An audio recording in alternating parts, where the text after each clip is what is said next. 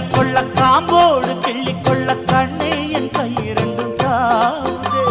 பூமால தாங்கிக் கொள்ள பொன் தாலி வாங்கிக் கொள்ள இப்போது என் கழுத்து ஏங்குதே.